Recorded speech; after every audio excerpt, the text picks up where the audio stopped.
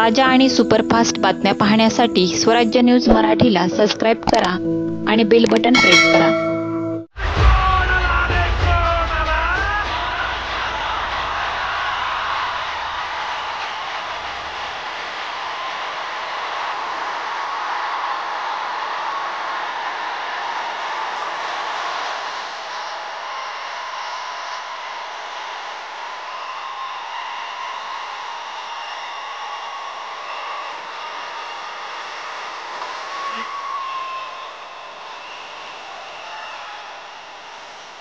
या दोन्ही नेत्यांना विनंती करतो की त्यांनी छत्रपती शिवाजी महाराजांना पुतळ्याला पुष्पहार अर्पण करावा आणि या कार्यक्रमाचे औपचारिक सुरुवात.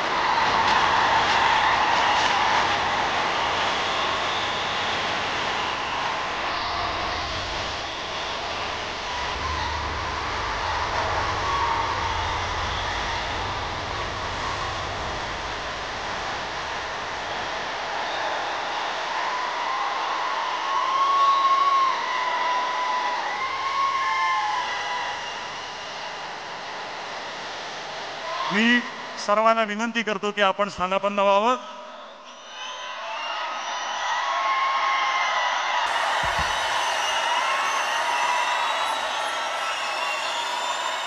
गेल्या शिवसेना पक्षप्रमुख श्री उद्धव बाळासाहेब ठाकरे हे काय बोलतील, मी त्यांना विनंती करतो की त्यांनी आपलं मनोगत व्यक्त करावं.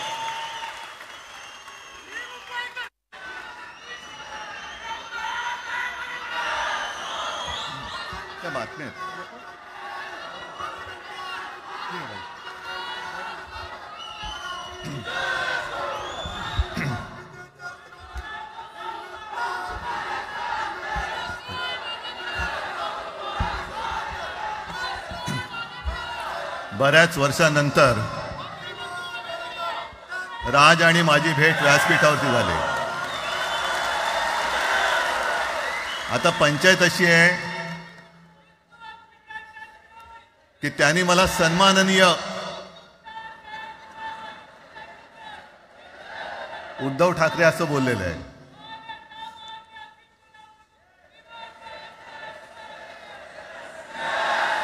ठीक आहे, आणि साहजिकच आहे की त्याचंही कर्तृत्व आपण सर्वांनी पाहिलेलं आहे.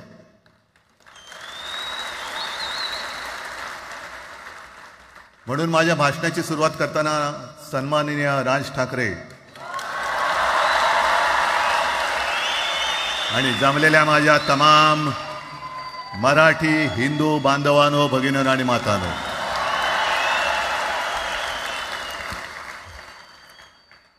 अप्रतिम मांडणी राजनी केलेली आहे. माझ्या भाषणाची काय आवश्यकता आहे असं मला वाटत नाही, कारण आजच्या कार्यक्रमाची घोषणा झाल्यानंतर साहजिकच आहे सगळ्यांचं लक्ष हे आज भाषणाकडे आहे. पण वैयक्तिक मला असं वाटतं की आज आमच्या भाषणांपेक्षा आमचं एकत्र दिसणं हे महत्त्वाचं आहे. सर्वप्रथम मी इकडे समोर सगळेजण बसलेत, ज्यांनी ज्यांनी मराठी भाषेसाठी पक्षभेद विसरून एक मराठी माणसाची वज्रमूठ दाखवली, त्या सगळ्यांना धन्यवाद देतोय. दीपक पवार पण त्याच्यात आहेत, सगळेच आहेत, मुणगेकर साहेब आहेत, सुप्रियाताई आहेत, सगळेच आहेत. कोणाकोणीचे नाही, महादेवराव बसले. महादेवराव आपल्याला सुद्धा बऱ्याच वर्षांनी पाहिलं. काय वेळेला काय जानकर बी अंजान होते असं होतं. पण एक गोष्ट नक्की की आमच्या दोघांमध्ये जो काही अंतरपाठ होता तो आनाजी पंतांनी दूर केला.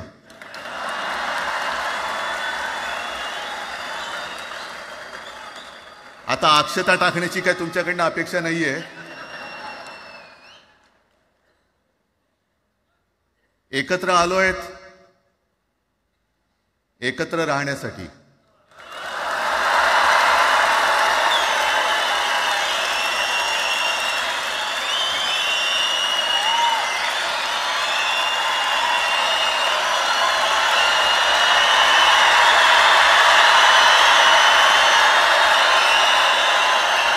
आणि मला कल्पना आहे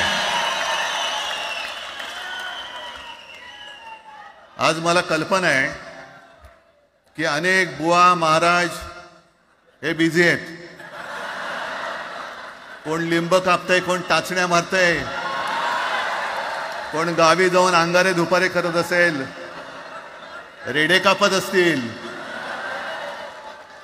त्या सगळ्यांना सांगतो, या सगळ्या भोंदूपणा विरुद्ध माझ्या आजोबांनी लढा दिला होता आणि त्यांचे आम्ही वारसदार म्हणून तुमच्यासमोर उभे ठाकलेलो आहोत.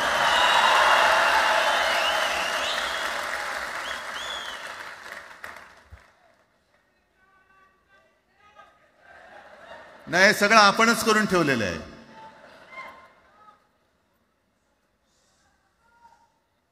भाषेवरनं जेव्हा एखादा विषय निघतो तेव्हा तो केवळ वरवरचा धरून चालणार नाही. मधल्या काळामध्ये अगदी दोघांनी, म्हणजे मी काय, राजनिक आणि आपण सगळ्यांनी या नतद्रष्टांचा अनुभव घेतलेला आहे. वापरायचं आणि फेकून द्यायचं. आता आम्ही दोघं मिळून तुम्हाला फेकून देणार आहोत. आजपर्यंत वापर करून घेतलात. अरे डोक्यावरती जर का शिवसेना प्रमुख नसते तर तुम्हाला ओळखत कोण होतं या महाराष्ट्रामध्ये? कोणत्या भाषेत बोलत होतात? अगदी राज, तू सगळ्यांची शाळा काढली, मला एका प्रश्नाचं उत्तर पाहिजे, मोदींची शाळा कोणती? सगळ्यात उच्च शिक्षित आहेत.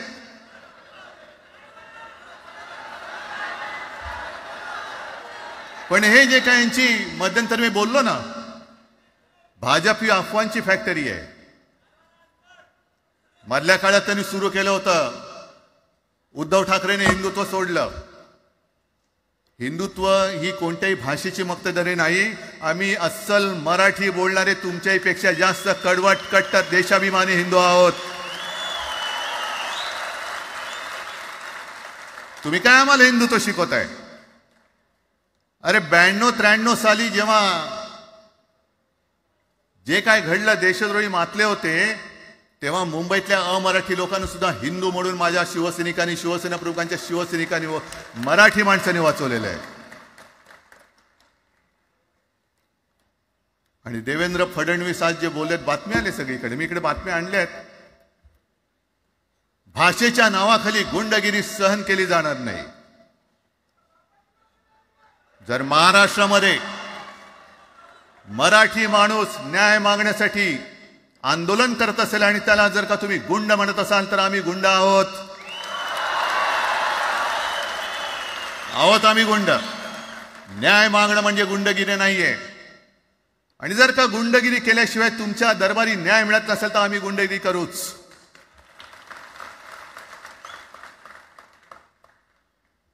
पण हे सगळे राजकीय वाडगे,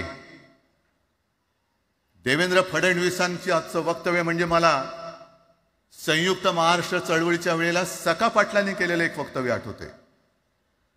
हे असेच तेव्हाचे, जो दिल्लीत बसतो त्याचे पाय चाटणारे इथले राज्यकर्ते असतात, ते त्यांना मी बाडगे म्हणतोय.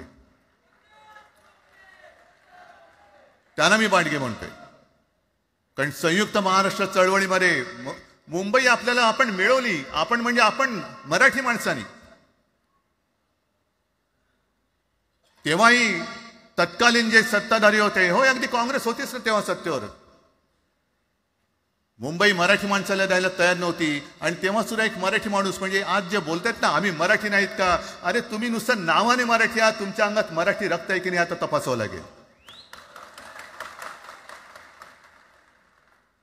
आणि सखा पाटील बोलले होते, यावच चंद्र दिवा करो, मुंबई महाराष्ट्राला मिळणार नाही. कशी नाही मिळत, झुकवलं, वाकवलं, गुडघ्यावरती आणलं मराठी माणसानी. आणि मुंबई आपल्या हक्काची, तुम्ही आता जी घोषणा घेतली ना, दिली ना, ती मुंबई आपल्या हक्काची आपण लढून आपण मिळून घेतली.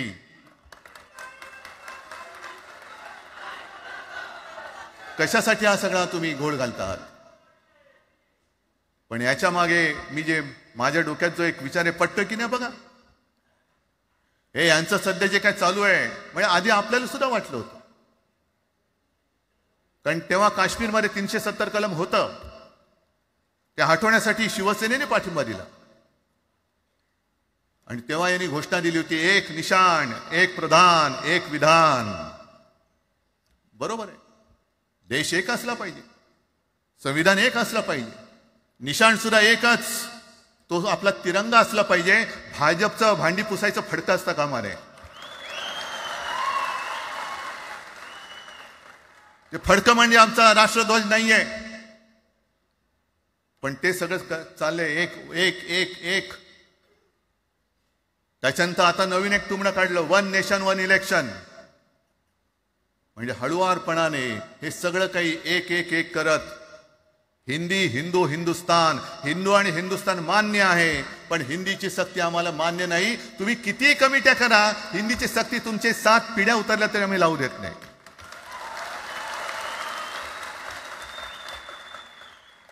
मग एक फेक नरेटिव्ह पसरवायचं. हे उद्धव ठाकरेच्याच काळातलं. अरे उद्धव ठाकरे एवढं काम करत होता, मग पाडलं कशाला गद्दारी करून? टाण्या बोंबललात तेव्हा. पण मी अभिमानाने सांगेन, माझ्या मंत्रिमंडळातले सहकारी इकडे बसले, जितेंद्र आव्हाड आहेत, आणखीन कोणी असतील. मी मुख्यमंत्री असताना महाराष्ट्रामध्ये मी मराठीची सक्ती केली होती आणि केलीच, ज्याचा मला अभिमान आहे. काय केलं त्याचं तुम्ही? मराठी भाषा महाराष्ट्रामध्ये सक्तीची करावी लागली. का करावी लागली? कोण आहेत आमच्या मराठीचे दुश्मन, कोण आहेत? पण महाराष्ट्रामध्ये मराठीची सक्ती केल्यानंतर सुद्धा काही लोक कोर्टामध्ये गेले. ती गुंडगिरी नाही होत. पण आता कोणतरी एक तो भेडी असतं त्याचं नाव,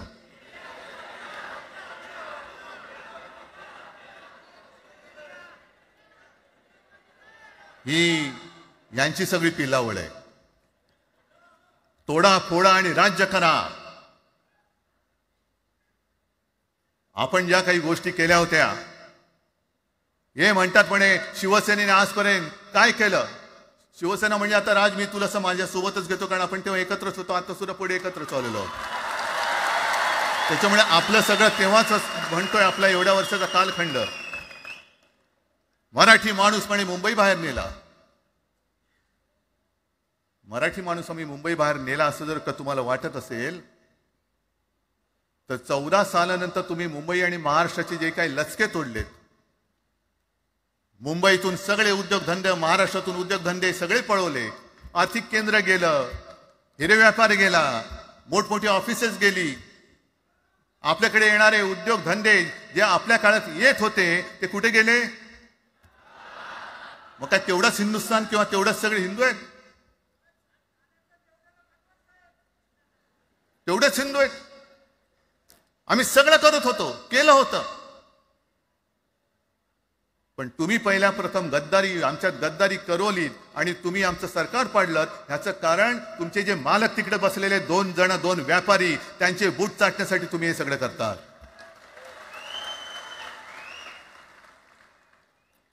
हे इतक्या वर्षाचं सगळं सहन करत करत करत आपण आलो. आपल्या डोळ्या देखत सगळे लचके तोडले जात आहेत. आपल्या दोघांनाही भांडवलं जात आहे आणि नतद्रष्टा आपल्या डोक्यावरती बसतायत. किती काळ सहन करायचंय? प्रत्येक वेळेला काही झालं की भांडाभांडी लावायची. आता सुद्धा तेच होणार. म्हणजे आम्ही एकत्र येणार, आल्यानंतर निवडणुकीपर्यंत एकत्र राहतील का? सत्ता प्राप्ती, काही जण म्हणतात की यांचा मराठीचा नाही, महापालिकेचा आहे. अरे नुसता महापालिकेचा नाही, तर आमच्या महाराष्ट्राचा आहे. आम्ही महाराष्ट्र सुद्धा काबीज करू.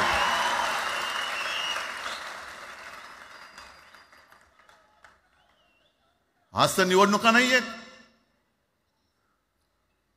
आमची सत्तेवरती जे शिवसेना प्रमुखांनी सांगितलं, अरे सत्ता काय, सत्ता येते आणि सत्ता जाते. पण आपली ताकद ही आपल्या एकजुटीमध्ये असली पाहिजे. दर वेळेला संकट आलं की आपण सगळे मराठी एकवटतो आणि संकट गेलं की आपणच एकमेकांमध्ये भांडायला लागतो. आता नको, हा नतद्रष्टपणा आता करायचा नाहीये, अजिबात करायचं नाहीये.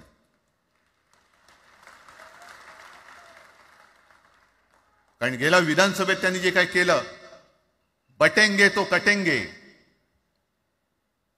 आपल्याला काय वाटलं होतं की हिंदू मुसलमानांमध्ये करतायत. हिंदू मुसलमान तर केलंच,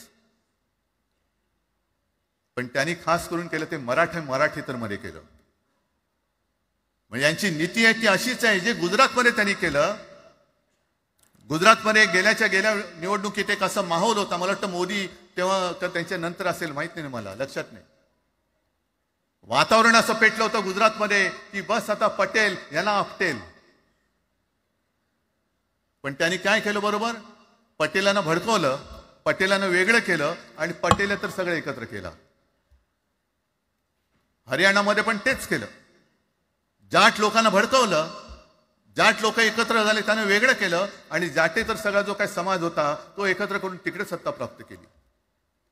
महाराष्ट्रामध्ये तेच केलं, मराठ्यांना उचकवलं आणि मराठी तर सगळा एकत्र केला. बटेंगे तो कटेंगे ही भीती त्यांच्यामध्ये निर्माण केली की बघा ते एकत्र झालेत, तुम्ही जर का फुटलात तर ते तुमच्या डोक्यावर बसतील. झाले एकत्र. मराठी माणूस मराठी माणसाची भांडला आणि दिल्लीचे गुलाम आपल्या डोक्यावरती राज्य करायला लागले. आणि आपण त्यांच्या पालख्या व्हायच्या. नुसते पालख्यांचे भय होणार की तुम्ही कधीतरी आपल्या माय मराठीला पालखीमध्ये सन्मानाने बसवणार आहात. बस झालं, आता यांची जोखड फेकून दिली पाहिजे. एकमेकांमध्ये भांडून त्यांचे जे काही डाव आहेत ते करत असतात. मी पेपरमध्ये बघितलं, काल बघितलं, आज बघितलं. आमचे पंतप्रधान जगभर फिरतायत. काय तो मोठा पट्टा घातलाय, स्टार ऑफ घाना. कुठे आला घाना देश? इकडे घाण आणि तिकडे घाना, स्टार ऑफ घाना. पण एका बाजूला मोदींचा फोटो आणि दुसऱ्या बाजूला माझ्या महाराष्ट्रामधला शेतकरी कर्जबाजारी झालाय, त्याला बैल सुद्धा तर पोचत नाही, बैल मिळत नाही, म्हणून त्या नांगराचं जोखड घेऊन तो शेती करतोय. मग एका बाजूला हा शेतकरी त्याच्या खांद्यावरती गळ्यामध्ये ते नांगराचं जोखड आहे आणि तिकडे आमचे पंतप्रधान स्टार ऑफ घाना. लाज वाटली पाहिजे, लाज, खरोखर लाज वाटली पाहिजे. आणि आजच पेपरमध्ये बातमी आले, 2 बातम्या आल्या की लाडक्या बहिणीचं पोर्टल आता बंद, नव्याने नोंदणी होणार नाही, बसा बोंबलत आता. आणि त्याही पेक्षा सगळ्यात भयानक गोष्ट म्हणजे संपूर्ण देशामध्ये सगळ्यात जास्त कर्जबाजारी शेतकरी कुठे असतील तर ते आपल्या महाराष्ट्रामध्ये आहेत. महाराष्ट्र आता थांबणार नाही, कर्ज काढतच राहणार. आणि ही यांची जी काही खेळी आहे, आपापसात भांडवायचं. मी एक साधी गोष्ट केली होती. जितेंद्र, तुम्हाला माहिती असेल, आपण तिकडे चौपाटीला, जिकडे बिर्ला मातोश्री का बिर्ला क्रीडा केंद्र काय आहे, मराठी रंगभूमीचं दालन, मराठी रंगभूमीचा इतिहास सांगणारं दालन, त्याची निर्मिती करण्याचे सगळे आदेश वगैरे राज्यात सगळं झालं. आराखडा मंजूर केला मी. आणि 2-3 महिन्यापूर्वी बातमी आली की तो आराखडा यांनी केराच्या टोपलीत टाकला, ती जागा यांच्या मालकाच्या मित्राच्या घशात टाकतात. हा मराठीचा तुमचा अभिमान? मराठी भाषा भवनाची त्याचं भूमिपूजन मी केलं होतं. माझ्यासोबत अजित पवार होते उपमुख्यमंत्री. कुठे गेलं मराठी भाषा भवन? कुठे गेलं मराठी भूमीचं रंगभूमीचं दालन? का तुम्ही आमची मराठी मारतात? का तुम्ही आमच्यावरती सक्ती करता आहात? अनेकदा सांगितलं की आम्ही कोणत्याही भाषेच्या विरोधात नाही आहोत, पण जर आमच्यावरती सक्ती करण्याचा प्रयत्न केला तर आमची शक्ती काय ती एकदा तुम्हाला अशी दाखवू की पुन्हा तुम्ही कधी डोकं वर नाही काढणार, पुन्हा डोकं वर काढणार नाही. या सगळ्या गोष्टींकडे आपण आज एकत्र आलेलो आहोत. पुन्हा आपल्यामध्ये काड्या घालण्याचे उद्योग होतील, कारण त्यांचा धंदाच तो आहे. एकतर कुठे, मी नेहमी सांगतो, कोणाच्याही लग्नामध्ये भाजपवाल्यानं बोलू नका. येतील मस्त श्रीखंड, बासुंदी, पोळ्या बिळ्या खातील आणि त्याला नवरा बायकोत भांडण लावून दुसऱ्या लग्नात जेवायला जातील. बरं, एवढं केलं तरी बरं, नाही तर त्या पोरीलाच पळून घेऊन जातील. कारण ह्यांचं स्वतःच असं काहीच नाहीये. कोणत्याही लढ्यामध्ये कधीही भाजपा नव्हता. अगदी संयुक्त महाराष्ट्राच्या चळवळीमध्ये सुद्धा भाजप हा सगळ्यात शेवटी आला आणि 57ची निवडणूक झाल्यानंतर सगळ्यात पहिल्यांदा बाहेर पडला. हे जनसंघ, तेव्हा त्यांचा जो राजकीय नाव होतं जनसंघ, यांच्याकडनं आम्ही देशाभिमान शिकायचा, यांच्याकडनं आम्ही महाराष्ट्राचा अभिमान शिकायचा. आणि आम्ही आपापसात भांडून ह्यांना सगळं काही बहाल करून टाकायचं, या सगळं विकून टाका, सगळा सत्यानाश करून टाका. अरे आपली मुंबईच्या शिंदड्या उडवल्या जात आहेत. अख्खी मुंबई कोणाच्या घशात घालतायत? कोणाच्या? बघत बसायचं सगळं. म्हणजे आज सगळ्यात जास्त जर कोणी जमिनीचा मालक मुंबईमध्ये असेल तो यांच्या मालकाचा मित्र आहे, अदानी. कोणाची जागा? कोणी रक्त सांडलं? कोणी ते हुतात्मा स्मारकाला वंदन करताना सुद्धा आपल्याला लाज वाटली पाहिजे. अरे त्यांनी तर रक्त सांडलं, बलिदान केलं, पण त्यांनी रक्त सांडून मिळून गेलेली मुंबई जर का आपण राखू शकणार नसू तर आपल्याला लाज वाटली पाहिजे, शरम वाटलं पाहिजे. म्हणून त्या रक्ताची शपथ घेऊन मुंबई आणि मराठीच्या रक्षणासाठी आपल्याला उभं राहायला पाहिजे. ठीक आहे, असतील, होते, मत पटली होती, पटले नसतील, पण याच्या पुढे मराठी आणि महाराष्ट्र धर्माचं रक्षण करणं आमचा हनुमान चालीसाला विरोध नाहीये. पण मारुती स्तोत्र आम्हाला का विसरायला लावताय? मारुती स्तोत्र आहे ना, भीमरूपी महारुद्रा. आमचा जय श्रीरामला विरोध नाहीये, पण भेटल्या म्हटल्यानंतर राम राम हे म्हणणारे आम्हीच मराठी. हे तुम्ही आता जय श्रीरामची घोषणा द्यायला लागलात, पण जय जय रघुवीर समर्थ सांगणारे समर्थ रामदास त्यावेळेला आमचे होऊन गेले. त्यांनी आम्हाला पहिल्यांदा रामाची भक्ती शिकवली. त्याच्यामुळे यांचा काही आगा नाही, पिछा नाही. राजकारणातले हे व्यापारी आहेत, वापरा आणि फेका. तो एक गद्दार काल एक बोललाय, जय गुजरात.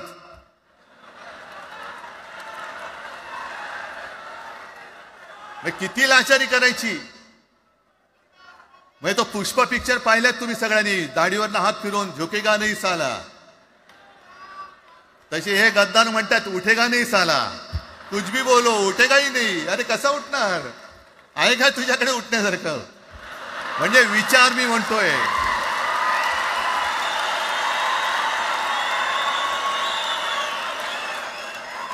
अरे विचार वगैरे मी म्हणतोय.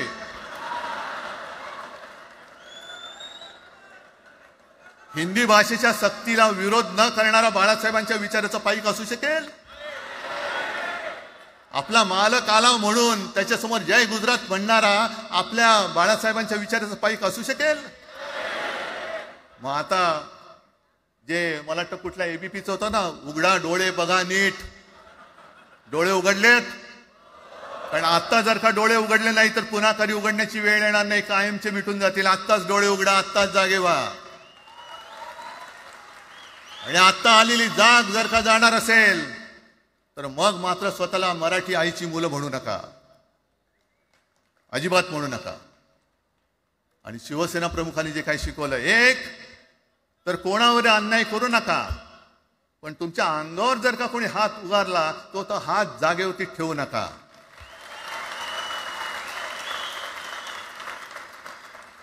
देवेंद्र फडणवीस भाषिक गुंडगिरी सहन करणार नाही तुम्ही म्हणता आहात. मला एक मराठी माणूस असा दाखवा की जो आपल्या देशात इतर राज्यामध्ये जाऊन गुंडगिरी करू शकतो. हिम्मत आहे त्याची? एक मराठी माणूस दाखवा.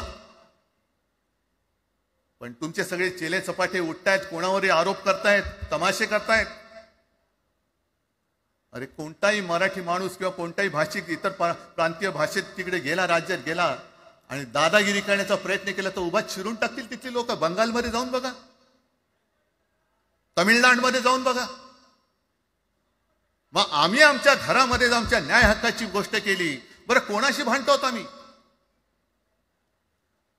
इथे सुद्धा काही अमराठी आले असतील, जसं राजने सांगितलं तसे आपले सगळ्यांचे अमराठी अनेक मित्र आहेत. पण त्यांच्यामध्ये आम्ही गुण्यागोविंदाने नांदतोय. मग हे गुण्यागोविंदाने नांदले, एकत्र राहिले तर आपली पोळी कशी भाजली जाईल. म्हणून तुम्ही आमच्या एकजुटीमध्ये विषाचा खडा टाकतात. हे सगळे तुमचे डाव आता उघड झालेले. तुम्ही वाटेल ते करा. पण मी आज महाराष्ट्राला आवाहन करतोय, म्हणजे विनंती करतोय की यापुढे कोणत्याही पक्षाचे आपण असू, जसं संयुक्त महाराष्ट्र समितीच्या वेळेला मराठी माणसाची एकजूट झाली होती, तशी एकजूट जर का आपण सगळ्या पक्षांनी मिळून, अगदी भाजप मधल्या मराठी माणसांनी सुद्धा त्याच्यामध्ये आलं पाहिजे.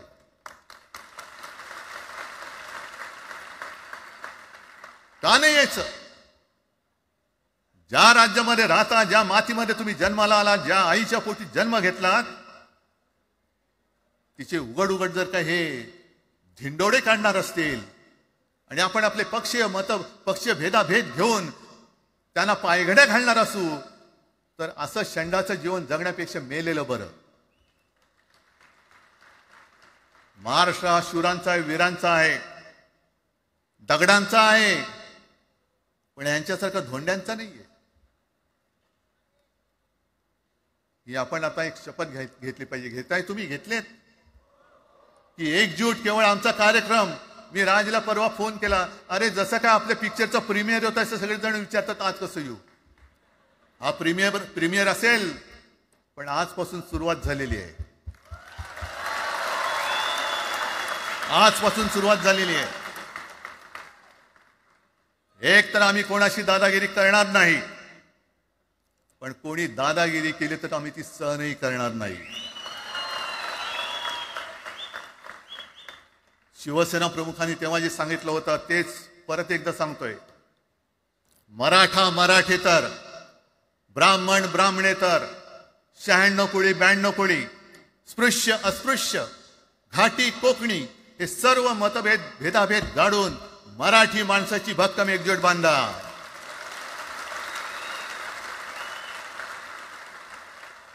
आणि शेवटी एक आवाहन करतो, हे सगळ्या मराठी माणसांना आणि मराठी प्रेमींना आहे, तुटू नका, फुटू नका आणि मराठी ठसा पुसू नका. जय हिंद, जय महाराष्ट्र. धन्यवाद उद्धव साहेब. या कार्यक्रमाला खास जे उपस्थित राहिले होते, कॉम्रेड प्रकाश रेड्डी, सौ सुप्रिया सुळे, कॉम्रेड अजित नवले, महादेव जानकर साहेब, जयंत पाटील साहेब आणि जितेंद्र आव्हाड साहेब आणि इतरही अनेक नेते आहेत.